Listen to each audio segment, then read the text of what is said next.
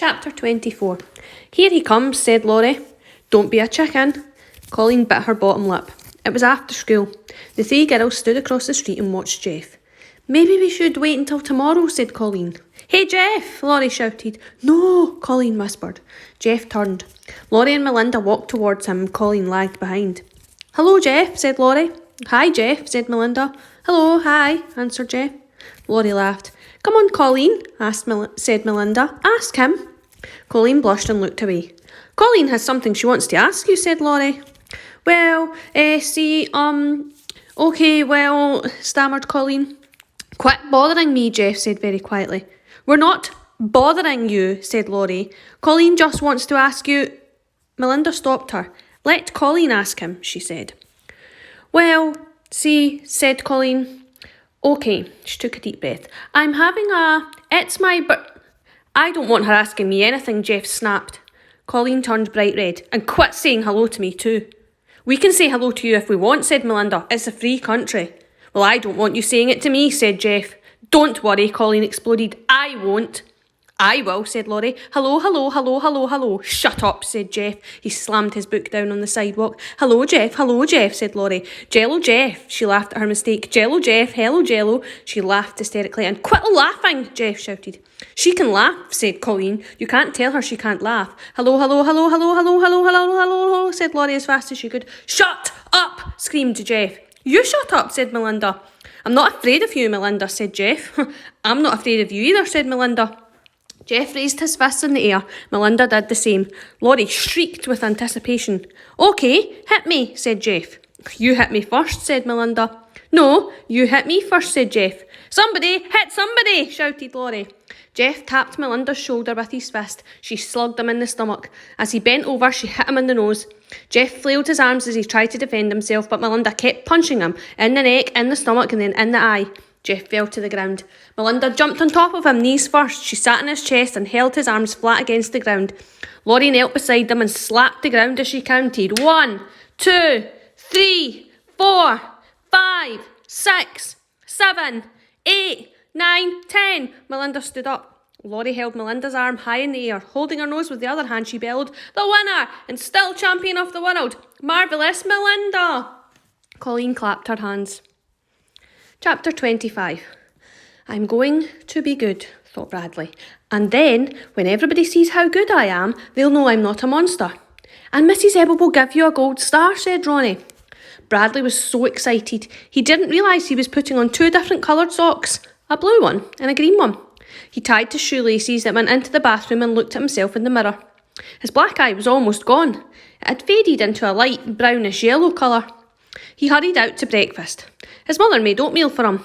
I hate hot cereal, he complained. You'll eat what you're served, said his father. This isn't a restaurant. He frowned, not because he had to eat oatmeal, but because he realised he should never have said he hated it. That was something that bad Bradley would say. The good Bradley liked hot, lumpy cereal. He took a big spoonful, brought it to his mouth and swallowed the glop. Good, he said. But as he withdrew the spoon from his mouth, his elbow bumped his glass of orange juice. Claudia screamed and jumped up. Oh, Bradley, said his mother. His father glared at him. It was He started to say it was an accident, but then remembered Carla didn't believe in accidents. That puzzled him. He wondered why he would want to spill his orange juice on purpose. He liked orange juice. It was oatmeal he should have spilled. Are you just going to sit there, or are you going to help your mother clean it up? Asked his father. He picked up his napkin to help, but his mother told him to stay out of her way. You'll only make a bigger mess, she said. Silently, he finished eating. As he headed back to his room, Claudia burst out laughing. What's so funny? He demanded. Look at your socks, she laughed. He looked down at his feet and then back at his sister, the laughing hyena. Thank you, Claudia, he said. I appreciate your sharing that with me. She stopped laughing and stared at him. He walked into his room, sat on the edge of the bed and took off his sneakers. Whoa, said Bartholomew. You were so good. I would have punched her in the face if I was you. He's going to get a gold star today, said Ronnie. Bradley changed his socks, but once again he was so excited thinking about the gold star that he didn't pay attention to what he was doing. He took the green sock off his right foot. He took the blue sock off his left foot. He put the green sock on his left foot and the blue sock on his right foot. Then he put his shoes on and left for school, determined to be good. He walked into class and took his seat. Last row. He sat up straight with his hands folded on top of his desk. He tried to hold back his excitement as he glanced at the chart on the wall next to him. Jeff came in and sat down. Last seat, second to last row. Bradley saw him out the corner of his eye, then turned to get a better look. Jeff had a black eye. What are you staring at, Chalkers? Jeff snarled. Hey, you two look like twins, exclaimed Sean, the girl who sat in front of Jeff. Turn your ugly face around, Jeff snapped. Oh, shut up, Bradley, said Sean, turning around. Bradley looked at the back of Sean's head. She still thinks I'm a monster, he realised. But once I get my gold star, then she'll know I'm good. For the rest of the morning, he sat at attention with his eyes fixed on Mrs. Ebel. Kept wondering if she had noticed how good he was yet.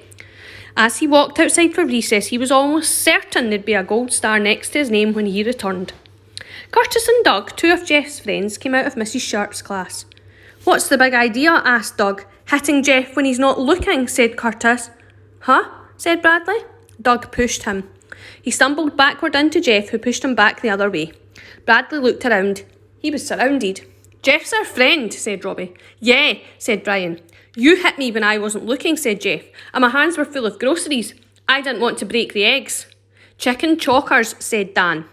There was a space between Andy and Doug. Bradley dashed through it and ran across the playground. Jeff and his friends chased after him. Bradley looked back at them and smashed into a girl standing on one foot. The girl fell onto the hard hopscotch ground and wailed. I'm telling, Bradley, said one of her friends. I'm sorry, Bradley said helplessly, then continued running.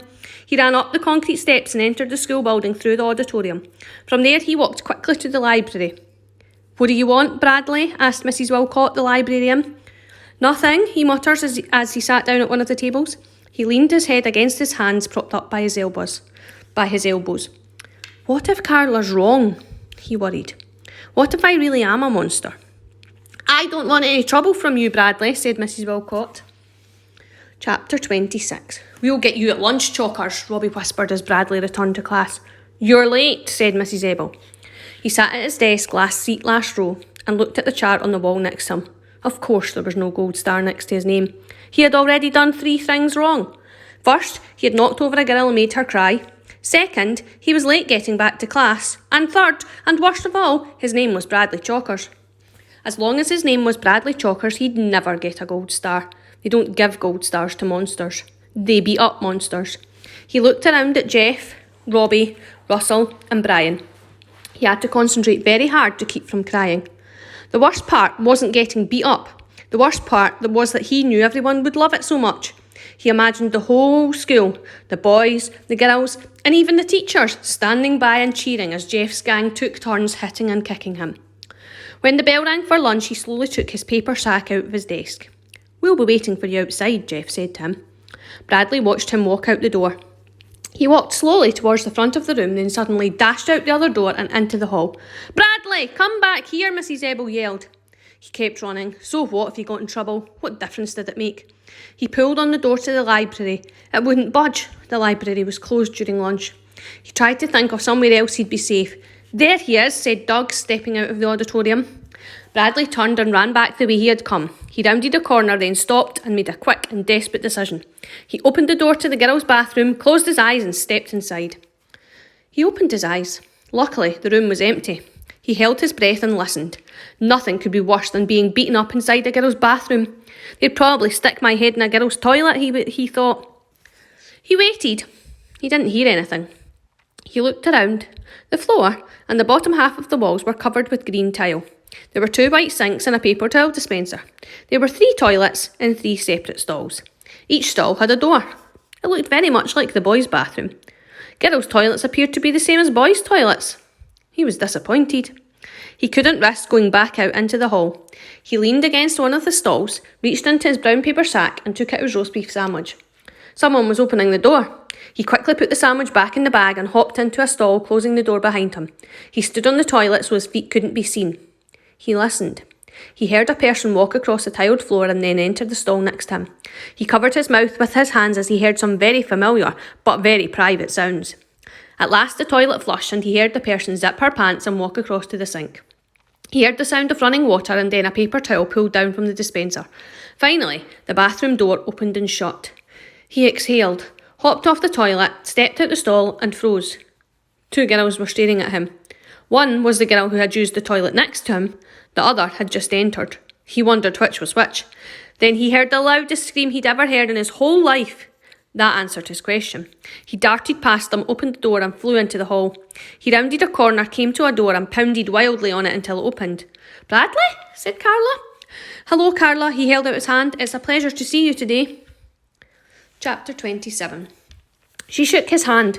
He walked inside, shut the door behind him and sat down around the table. "You won't believe it," he said as he looked at his picture of the green monster hanging on the wall. "You just won't believe it." "I'm sure I won't," Carla agreed. She sat across from him. She was wearing a sleeveless black and white checked shirt. "OK, I'll tell you," said Bradley. "I was hoping you would.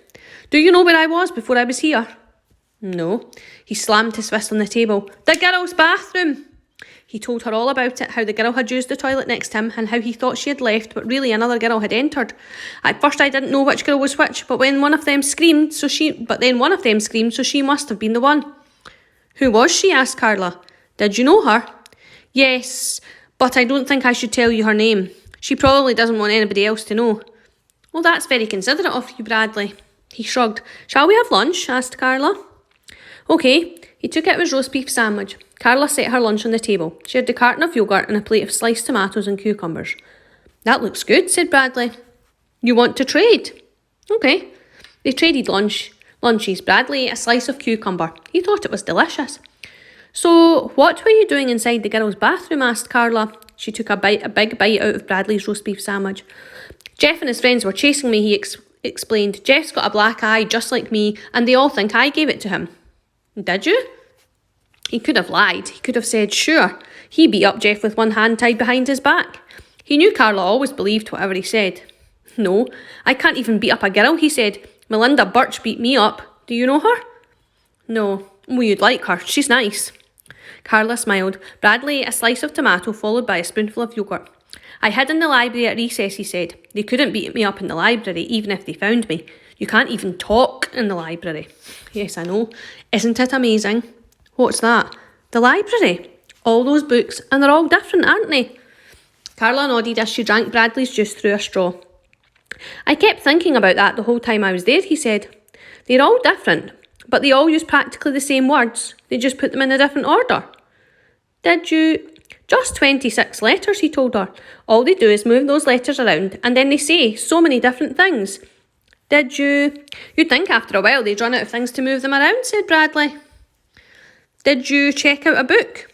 "No, Mrs. Wilcott won't let me. I used to, a long time ago, before I met you. I used to check out books and not return them. I used to scribble in them and rip them up, so she won't let me check any books out anymore. The whole time I was there, she kept watching me saying, 'I don't want any trouble from you, Bradley.'" He ate another slice of cucumber.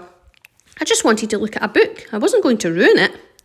"I know," said Carla, "and after a while Mrs. Wilcott will know that too." "I'm trying to be good," said Bradley, "but nobody will give me a chance." "Oh, they will. It just takes time." "Do you ever play checkers on your shirt?" he asked. Carla nearly spit out her juice.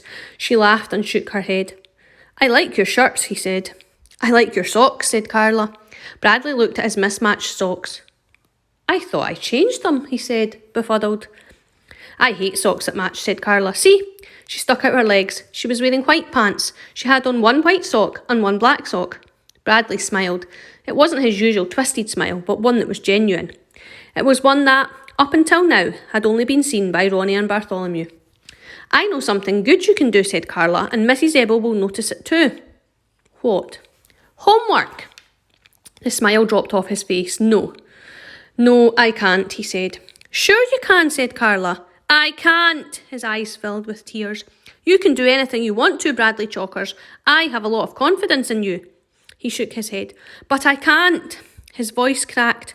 "Don't say, 'I can't.' As long as you say you can't do something, then of course you won't do it. Say, 'I can.' Say, 'I can,' and you can do anything. I can't. He was crying. "Bradley, it's not that difficult. You're making a big deal out of nothing. If you want, I will help you." "I can't," he sobbed. "Why can't you?" she demanded. He wiped his eyes with his sleeve and sniffled.